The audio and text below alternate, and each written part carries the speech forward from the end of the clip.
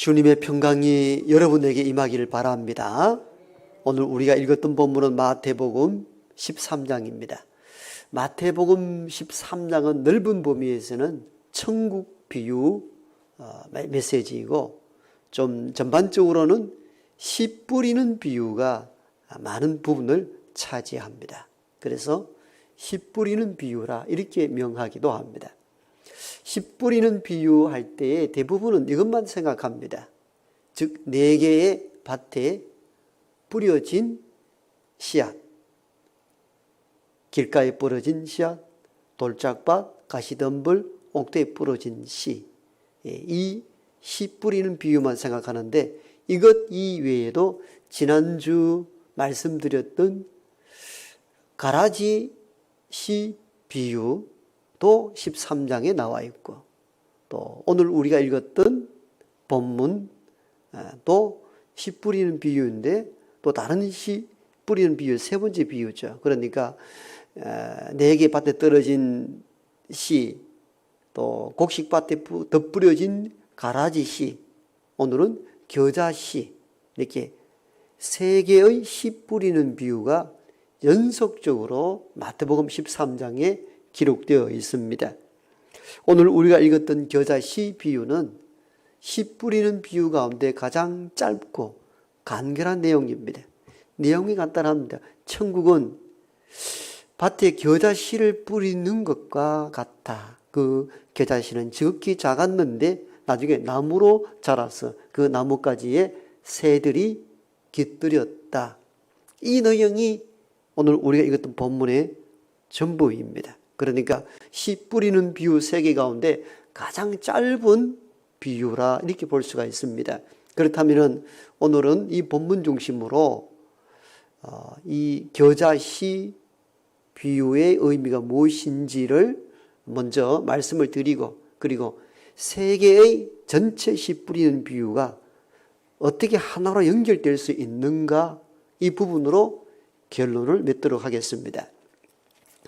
이 겨자 씨 비유에서 주시는 첫 번째 메시지는 우리가 전하는 천국 복음은 지극히 작고 미비하게 출발한다는 겁니다. 오늘 겨자 씨 비유에서 이런 말씀을 하시죠. 겨자 씨는 하나라는 것도 아주 작은 것이죠. 그런데 모든 씨보다 작다 이렇게 기록되어 있습니다. 그 작은 것에 대한 의미를 부각시킨 메시지가 본문에 기록되어 있습니다. 겨자 씨 한 알. 우리 첫 번째 씨 뿌린 부분도 4개의 씨가 뿌려졌다면 여기는 겨자 씨 한 알. 근데 그 한 알조차도 어떻다는 거예요? 모든 씨보다 작다 이렇게 말합니다. 그러니까 이 복음서 저자는 겨자 씨 비유의 출발을 지극히 작고 미비한 것에 대한 의미를 우리들에게 부여하고 있습니다. 이 말씀의 의미를 깊이 되새겨야 합니다. 정통 유대 사회 속에서 주님이 오셔서 던졌던 천국의 복음이 처음부터 어마어마하고 크고 확장된 엄청난 어떤 것을 보여주지는 못했다는 겁니다. 지극히 겨자 씨 한 알같이 작고 미비했다는 것을 의미합니다. 겨자 씨 이렇게 이스라엘 이렇게 성지순례 하면은 이렇게 코팅해서 파는 것들 이렇게 보면은 우리나라의 배추 씨 정도 된다 이렇게 보면 됩니다. 아주 작고 이런 씨 아주 작다. 그걸 의미한다고 볼 수 있습니다. 그 천국은 겨자 씨 한 알과 같아. 이 의미는 예수님 당시의 천국의 복음들이 유대 사회 속에서 봤을 때는 지극히 미비하였다. 한 점에 불과하였다. 이것을 말씀해 주는 것으로 볼 수가 있습니다. 우리는 이런 생각을 하게 되죠. 예수님 당시 오셨을 때에 복음을 전파했을 때 수만 명 군중들이 몰려들지 않았습니까? 대단한 것이죠. 이렇게 생각합니다마는 그때는 오병이어처럼 떡과 고기를 먹기 위해 모인 사람들이지 실제 복음을 갈구하고 복음에 헌신하고 복음대로 살아야 되겠다는 사람들은 극히 소수였습니다. 아주 소수의 사람들이 천국 복음을 믿고 듣고 의지하고 살았을 뿐이죠. 여러분 사도행전에 보면은 예수님께서 십자가 지시고 3일 만에 부활하고 40일 이후에 하늘나라로 승천하고 난 뒤에 남았던 예수님의 제자 공동체는 120여 명에 불과했습니다. 마가다락방에 모였던 숫자들이죠. 여러분 이 숫자를 보십시오. 거대한 유대 사회 속에서 120여 명. 그 얼마나 됩니까? 지극히 작았던 것이죠. 겨자씨와 똑같았습니다. 아주 천국 복음은 엄청난 크기로 다가온 것이 아니고 겨자씨처럼 아주 작고 미비하고 불면 어디론가 사라져 버릴 수밖에 없는 지극히 작은 것에 불과했습니다. 초기에 이 조선사회의 복음이 들어올 때도 똑같았습니다. 천국 복음은 겨자씨와 똑같았습니다. 많은 박해를 받았습니다. 당시 조선사회에서는 이 기독교를 서양 종교 사학이라 그랬습니다. 사학이라는 것은 사자는 간사할 사자를 썼습니다.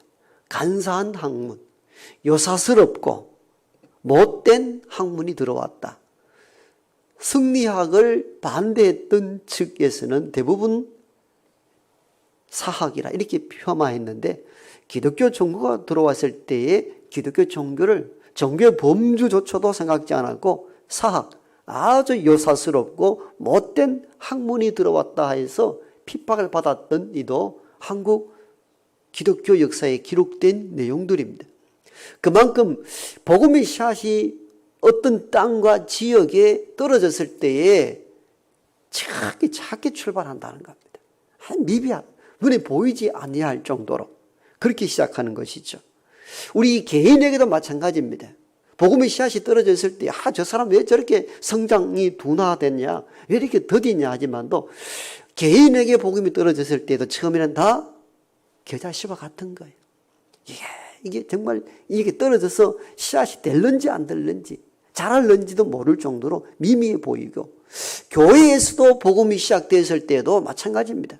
처음부터 몇백 명, 몇천 명, 수만 명이 모여드는 그런 엄청난 역사를 기대하며 출발하지만도 첫 시작을 보면 다 어렵고 미비합니다. 이게 천국 복음이 가지고 있는 특징이라는 것입니다. 그렇기 때문에 이 복음의 씨앗이 떨어졌는데 이 우리 가정 왜 이렇게 참 복음의 전파가 안 되느냐라고 너무 낙심하지 말라는 거예요. 원래 천국의 복음은 이렇게 작게 시작한다는 거예요. 눈에 보이지 아니할 정도로 출발한다는 거예요. 복음서의 저자는 바로 예수님의 이 겨자씨 비유를 통하여 우리들에게 이 말씀을 주시는 거예요. 처음부터 어마어마한 것들이 우리가 오는 것이 아니라는 거예요. 겨자씨처럼 한 알의 겨자씨, 모든 씨보다 작은 것, 지극히 미미하여 어떤 희망도 찾아볼 수 없을 것 같이 시작한다는 거예요. 그러나 두 번째 이 비유를 통해서 우리가 깨닫는 것은 뭐냐면, 그러나 지극히 작아 보이는 천국 복음이 점점 자라난다는 것입니다. 아멘. 그래서 오늘 본문에서는 천국은 겨자씨 한 알과 같아 모든 씨보다 작지만 이 겨자씨가 자라서 나무가 되고 그리고 새들이 와서 깃들이느니라. 나무가 되었다라고 합니다. 여러분 모든 씨보다 작은 눈에 보이지 않는 그 겨자씨가 땅에 떨어졌을 때에 나무로 자란다. 풀보다 커서 나무가 되매, 그렇게 기록되어 있습니다. 풀보다 커서 보통 식물 풀들은 30cm, 아주 크기는 1m 정도 자라는데 겨자씨는 얼마만큼 자랐는가 하면 2m 정도로 자란다고 합니다. 여러분 참 놀랍죠, 성장력이. 지극히 작은 한 알 겨자씨가 땅에 떨어졌을 때에 모든 씨보다 작았지만도 그것이 어떻게 자라났을 때에 큰 나무가 된다. 그래서 겨자나무 이렇게 표현할 정도로 그냥 단순한 풀이 아니고 단순한 식물이 아니고 나무로까지 성장한다는 것입니다. 복음이 우리 가운데 떨어졌을 때에 미미하여 지극히 작아 보여서 어떤 것도 이루어지지 않을 것 같아 보이지만도 시간이 경과됨에 따라 점점 자라는 줄 믿습니다. 여러분 보십시오. 120여 명, 즉 예수님이 뿌렸던 작은 씨앗이 12제자에게와 그리고 120명과 그 이후에 사도행전 2장에서 4장까지 보면은 어떤 날은 3,000명, 어떤 날은 5,000명이 회개하여 돌아서는 역사가 일어났습니다. 여러분 이 과정을 보면 어떻습니까? 그리고 오늘날은 인구 79억 가운데 수십억이 그리스도의 복음 안에 살아가고 있습니다. 예수님이 선포했던 그 한 분의 메시지 겨자씨가 이 땅에 떨어져서 12제자와 120여 명과 3,000명과 이어서 유대와 사마리아와 땅끝까지 퍼져서 지금은 수십억이 복음나무로 성장했습니다. 여러분 이게 천국의 비밀, 천국 복음의 비밀이라 오늘 이렇게 겨자씨 복음에서 말씀해 주고 있습니다. 겨자씨가 나무로 자랐다는 것은 외적 성장을 표현합니다. 외적으로도 성장할 수밖에 없다는 겁니다. 복음이 우리 안에 올 때에 외적인 변화도 일어납니다. 그러나 외적 변화만 있는 게 아닙니다. 그래서 오늘 제가 본문의 선택을 겨자씨 비유 다음에 33절 누룩에 대한 비유도 제가 포함해 넣었습니다. 다른 주제 같아 보이지만도 한 주제를 끌고 가기 위한 이 복음서 저자의 의도이기도 합니다. 누룩은 어떻습니까? 누룩 비유에서 무슨 말씀합니까? 천국은 마치 여자가 가루 서말 속에 갖다 넣어 전부 부풀게 한 누룩과 같다. 밀가루 반죽 속에 이스트 누룩을 넣으면 어떻습니까? 부풀죠. 그죠? 부풀어집니다. 그래야 빵이 되죠. 부드러운 빵을 만들 때 이스트 누룩을 넣죠. 겨자씨는 나무로 자랐다 했을 때는 보여지는 외적 성장을 말한다면은 누룩에 대한 비유는 내적 성장, 내적 변화를 말합니다. 천국 복음은 내적 변화를 이루기도 합니다. 사실은 내적 변화가 먼저 일어나는 것이죠. 내적 변화가 일어남으로 외적 성장이 가능해집니다. 이게 천국 복음이 가지는 비밀이요 능력입니다. 여러분 이스트 누룩이 밀가루 반죽에 들어갔을 때 전부 부풀게 했다는 그 의미는 내적 변화가 일어난다는 겁니다. 무엇이? 천국 복음이 이 땅에 떨어졌을 때에 자라나는 외적 성장의 형태만 있는 게 아니고 내적 변화도 같이 수반한다는 거예요. 그래서 오늘 이 복음서 저자는 겨자씨 비유와 이어서 바로 누룩의 비유를 같이 이어서 쓴 이유가 여기에 있습니다. 천국 복음이 우리 땅에 떨어졌을 때는 지극히 작아 보이지만도 점점 성장하는데 외적 성장뿐만 아니라 내적 변화도 몰고 온다는 겁니다. 여러분 실제 베드로가 오순절 강림 사건을 경험하고 난 뒤에 밖에 나가서 복음을 선포했을 때에 사람들이 형제여 우리가 어찌할꼬 하며 회개하잖아요. 내적 변화가 일어났다는 것이죠. 그리고 예수를 믿으라 했을 때 그들이 예수를 믿고 세례받은 자가 수천 명이 되었다라고 사도행전에 기록되어 있거든요. 이걸 보면은 복음이 이 땅에 떨어졌을 때에 누룩과 같이 내적인 부풀림, 변화도 일어날 뿐만 아니라 내적 변화가 결국은 외적 성장에까지 이른다는 사실을 생생하게 보여줍니다. 그래서 오늘 비유 가운데 겨자씨 비유 이어서 누룩에 대한 비유를 말씀하신 의도가 거기에 있었던 것입니다. 분명히 그렇습니다. 천국의 복음은 지극히 미미해 보이나 사람들 마음속에 떨어졌을 때에 놀라운 변화가 일어나는데 먼저는 내적 변화가 일어나고 내적 변화를 몰고 왔을 때 외적 성장에까지 이르게 된다는 겁니다. 그리고 복음이 증거될 때에 처음에 떨어졌을 때 아무런 변화, 아무런 기미가 보이지 않는다고 낙심하지 말라는 것입니다. 언젠가 그 복음, 천국 복음이 떨어졌을 때에 나무로 자라서 성장하고 내적 변화가 일어날 수밖에 없다는 것입니다. 이게 겨자씨 비유와 누룩 비유가 동시에 일어난 사건이라 이렇게 우리가 이해할 수 있습니다. 그리고 겨자씨 비유의 마지막 부분은 뭘 의미하는가 하면은 결국 천국 복음은 이 땅에 떨어졌을 때에 지극히 작게 시작했지만 또 크게 성장할 뿐만 아니라 모든 세상에 평화와 기쁨을 가져다 준다는 겁니다.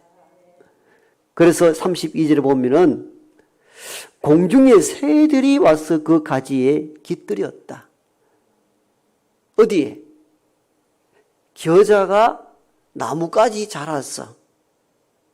새들이 와서 거기에 보금자리를 틀고 깃들고 노닐 수 있을 정도가 되었다는 겁니다. 뭘 말합니까?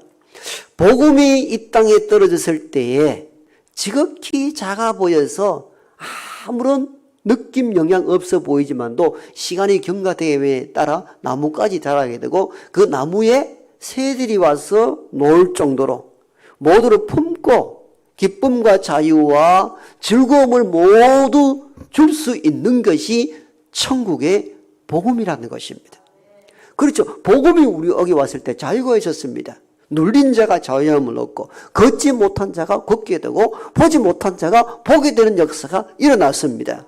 즉 겨자씨가 땅에 떨어져서 나무로 자라서 새들이 와서 그곳에서 기저귀며 기뻐 노래하는 이 풍경을 통해서 복음이 이 땅에 떨어졌을 때 궁극적으로 어떤 일이 일어나는가? 참된 자유와 기쁨이 일어난다는 겁니다. 이게 천국 복음의 비밀이라는 것입니다. 자, 제가 서두에 이 말씀을 드렸죠. 마태복음 13장은 씨 뿌리는 비유가 3개 연속으로 기록되어 있다고 말씀드렸죠. 첫 번째 씨 뿌리는 비유가 뭐라 그랬습니까? 4개의 밭에 뿌려진 씨앗. 두 번째는 가라지 씨 비유. 세 번째는 마지막 겨자 씨 비유가 연속적으로 기록되어 있습니다. 그 말이 맞는지는 여러분 지금 보지 마시고 집에 가서 찾으십시오. 항상 설교를 주목해야 합니다. 흐름을 놓치면은 흐지부지 되고 마합니다. 저는 하나 욕심이 있는데 여러분 제 설교하는 동안만큼은 저를 잡아먹을 듯이 쳐다봐야 됩니다. 그래야 말씀이 내 것이 될 수가 있기 때문입니다. 자, 3개의 비유가 연속적으로 제가 기록되어 있죠. 각 3개는 각각의 비유의 의미가 있습니다. 그런데 3개의 비유는 각각의 비유가 있지만도 전체 하나의 주제를 가지고 있습니다. 그 말씀을 마지막으로 제가 전하고 마무리할 겁니다.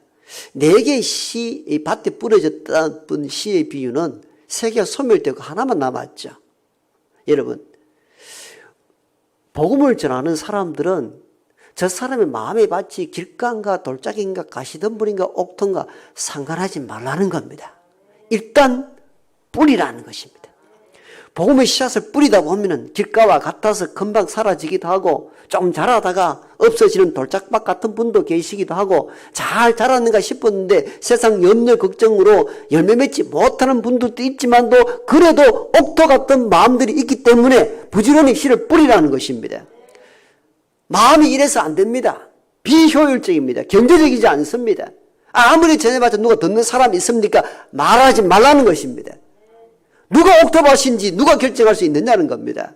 혹 우리가 뿌려진 씨앗이 3개가 날아가고 하나만 옥토밭에 떨어진다 할지라도 30배, 60배, 100배 결실이 맺혀진다는 겁니다. 그러므로 너희가 세상에 복음을 전할 때에 요즘 세상 각박한데 누가 복음을 받아들입니까? 라고 낙심하지 말고 일단 뿌리라는 것입니다. 이게 첫 번째 씨 뿌리는 비유가 갖는 의미입니다. 두 번째 가라지 비유는 뭡니까? 우리가 뿌려진 복음의 씨앗이 성장하는 데는 방해가 있더라는 겁니다. 어려움이 있다는 겁니다. 여러분 곡식밭에 씨를 뿌렸는데 밤새 악한 이들이 와가지고 거기다가 가라지를 더 뿌렸습니다. 정상적으로 곡식이 자라기에는 환경적으로 어렵다는 겁니다. 여러분, 이게 그렇잖아요. 저와 여러분들이 애써서 복음을 전했는데 그 복음이 악한 것을 인해서 잘 성장하지 못할 때가 많아요. 방해가 많다는 겁니다. 그런 데에서 낙심하지 마라. 마지막 추수 때가 되면은 가라지는 따로 모아서 불태워지고 곡식은 곡간에 들어지는 역사가 일어난다는 겁니다. 마지막 심판 때를 기다리며 인내하며 참으라는 것입니다. 이게 두 번째 가라지 비유에서 주시는 메시지입니다. 마지막 세 번째 겨자씨 비유는 다 들었잖아요. 우리가 던져진 천국 복음 지극히 작아 보인다. 그러나 성장하게 되어 있다. 나무로까지 성장하고 내적인 변화까지 일어나고 결국은 온 세상에 자유와 평화, 기쁨과 즐거움을 줄 것이라는 겁니다. 이게 씨 뿌리는 세계 비유의 마지막 결론이기도 합니다. 그 꿈을 꾸라는 겁니다. 거룩한 비전을 가지라는 것입니다. 복음은 미미해 보이고 가라지와 같이 많은 방해가 있다 할지라도 궁극적으로는 온 누리에 모든 이들의 평화와 자유와 기쁨과 행복을 가져다 줄 거라는 것입니다. 그러므로 궁극적으로 다시 앞으로 돌아가면은 마음의 밭이 이러니 저러니 불평원망하지 말고 복음을 이 세상에 전해보라는 것입니다.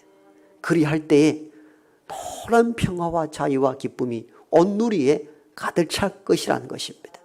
우리가 이런 기대와 소망을 가지고 이 팬데믹 시대에 복음이 전해지기는 참 어렵다고 낙심치 말라는 것입니다.